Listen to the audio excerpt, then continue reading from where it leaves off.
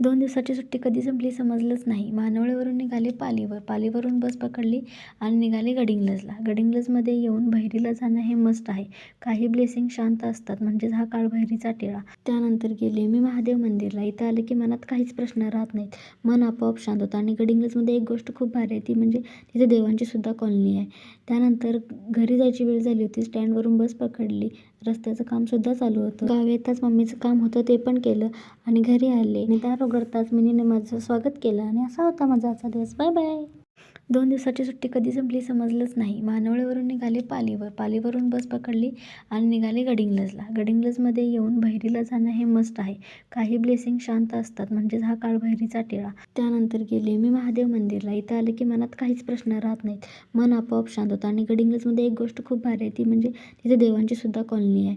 त्यानंतर घरी जायची वेळ झाली होती. स्टँडवरून बस पकडली.